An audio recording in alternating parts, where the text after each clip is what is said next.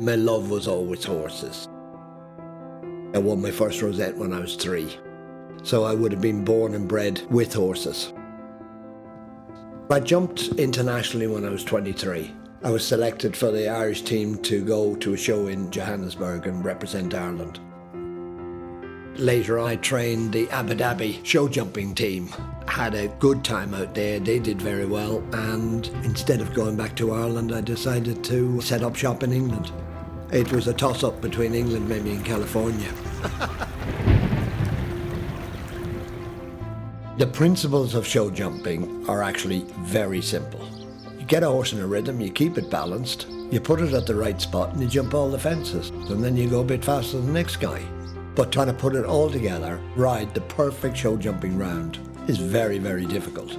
You can't get down to 6 foot. You have got to be with the right rhythm, the right balance, the right impulsion, at the right spot. You just have to do it in a calm, collected way. There's really nothing yahoo about it. Cantering down to a cross pole and cantering down to 6 foot are exactly the same if you want to do it properly. Obviously, if you make a mistake at 2 foot, you don't pay for it quite as much as you do down to 6 foot. Show jumping is a precision sport. I've been lucky enough to help people that have jumped internationally on a high level, but I'm quite happy to actually help anyone. Everyone can improve, but you can only help people who want to help themselves. You do not change something overnight. But anyone that I have helped so far, touch wood, that has had me on a consistent basis has greatly improved. Anyone can improve. It's my job to identify the problem and then hopefully put it right. It's building blocks. You try and get A right, you try and get B right, C right. Jumping is both simple and complex. If you are clear in the objectives and what you're aiming for, quite simple. But sometimes the most difficult thing in life is to keep things simple. Certainly when I'm helping people, I want to keep their thinking straight, that they know clearly what should be happening. But maybe they haven't got the expertise to do that, so they need a little bit of proper help to achieve that. In reverse, if that was 5 short or something, you'd land and you'd sit up. We have to get it right, nearly at a pole on the ground, and then you quietly progress. To do it nicely and safely, it's crazy. If you can't ride round a 70 centimetre course nicely, there's no point going to a metre or a metre 10. What I'm trying to do is build up people's confidence. Now, the more confident and the better they do it, the more enjoyment they're going to get from it.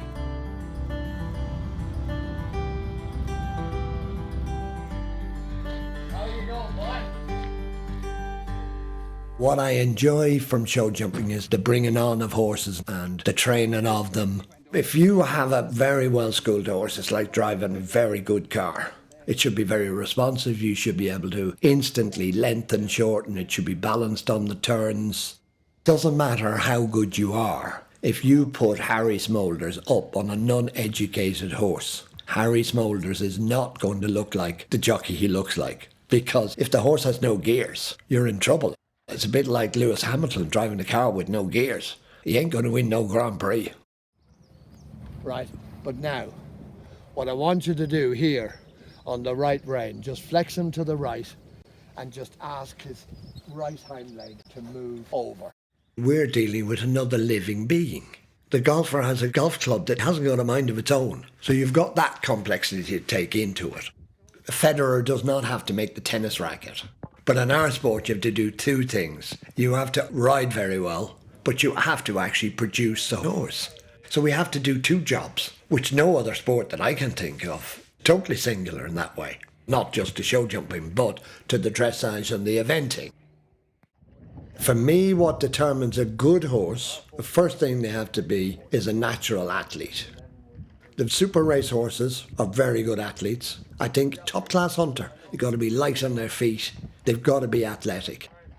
From a pure show jumping point of view, they have to be careful because you win no prizes for knocking the poles down. Even if the technique wasn't absolutely perfect, but the horse instinctively wanted to leave the poles up, I would take the horse that wanted to leave the poles up. Although I still think a lot of the top horses have got orthodox technique. But you have to keep an open mind, but definitely they've got to be careful. And obviously the very top horse has to jump crazy big fences. So they just have to have a lot of jump.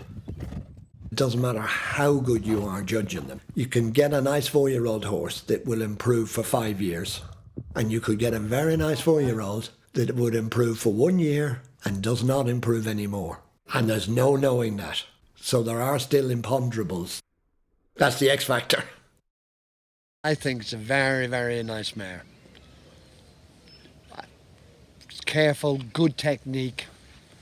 And as you know, I saw her once in France, just over one fence, but I think more jump than I thought originally.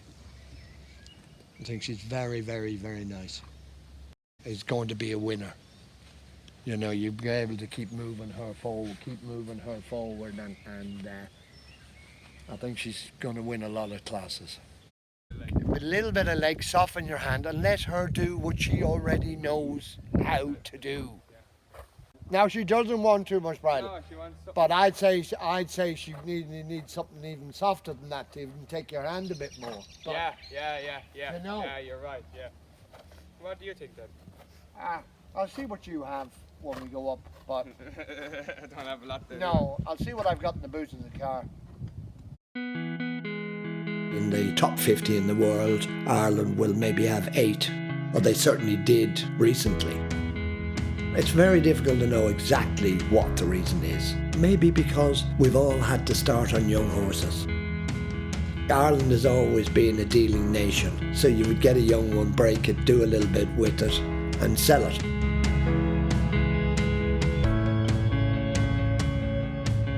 Part of my business is finding horses, and I've done that over the years. Luckily, some very nice horses. None of us can get it right all the time, but I find it very easy to assess a horse. One came down the ramp of the lorry, I'd have a fair idea on its temperament and how it's conformed, basically what it's like as a person, very quickly. If you came to me and you wanted a horse, I've got contacts in Sweden, I've got contacts in Holland, I've got some in Germany, I've got some in France, obviously England and obviously Ireland. You would just be keeping your eyes and ears open. I would go to a show and I could quietly sit and watch every single horse in the class. It's a constant search. I've probably become a better coach than I was 20, 30 years ago. You can never stop learning. You have to be open, because every horse is different, every situation is different. And if you were at this to 200 years of age, there's not one person could solve all the problems. I am studying it every day of the week.